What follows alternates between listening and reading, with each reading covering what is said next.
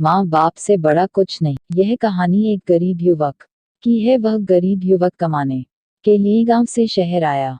कुछ समय बाद उसको अच्छी नौकरी मिल गई। इसी दौरान उसके कई भी दोस्त बन गए। इनमें से एक दोस्त का घर रास्ते में ही पड़ता था। दोनों ऑफिस साथ साथ जाया करते थे। वक्त बीतता गया, काम चलता रहा। अब उसे नौकरी में भी तरक्की मिल गई थी, तनख्वाह भी अच्छी खासी हो गई थी।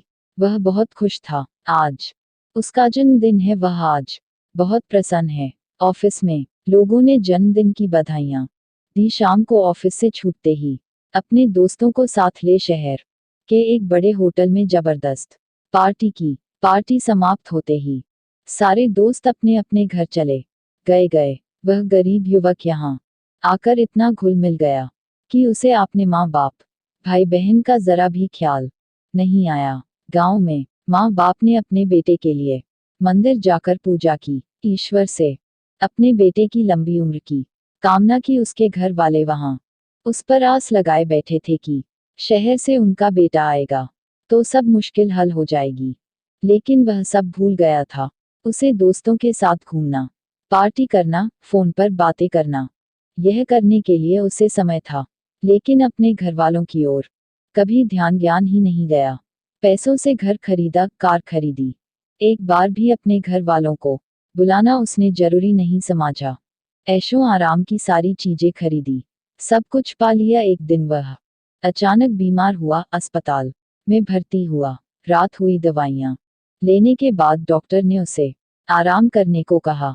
जब वह सोया तो गहरी नींद में चिल्लाने लगा, माँ बाबा, माँ बाबा, माँ बाबा। रात भर यही चलता रहा। डॉक्टर ने दवाइयां दी लेकिन असर नहीं हो रहा था। आखिर में सुबह डॉक्टर ने उसके घर संदेश भिजवाया कि उनका बेटा बीमार है और यहाँ हॉस्पिटल में भर्ती है। माँ बाप को जैसे ही पता चला वे भागे चले आए। माँ ने बेटे को देखते ही अपने सीने से लगाया। उनको देखते ही उसके स्वास्थ्य में बहुत सुधार हुआ। डॉक्टर ने उसे उसी दिन अस्पताल से घर भेज दिया।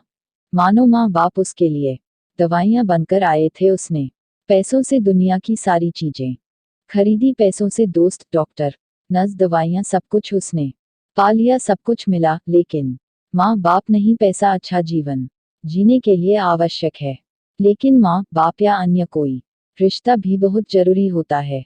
कमाने के पीछे रिश्तों को गंवाना बेवकूफ़ी है। दोस्तों, यह कहानी रवि चव्हाण, नांदेड़, महाराष्ट्र के रहने वाले हैं, ने भेजी है। अभी रवि एक छात्र हैं और पढ़ाई करते हैं। अपने आसपास की घटनाओं को देख उसे शब्दों में पिरोकर कहानी लिखना उनका शौक है। बेहतरलाइफ.com की ओर से रवि को बहुत बहुत धन्यवाद। मैं इनके उज्जवल जीवन की कामना करता हूँ। Thanks for watching. Subscribe my YouTube channel.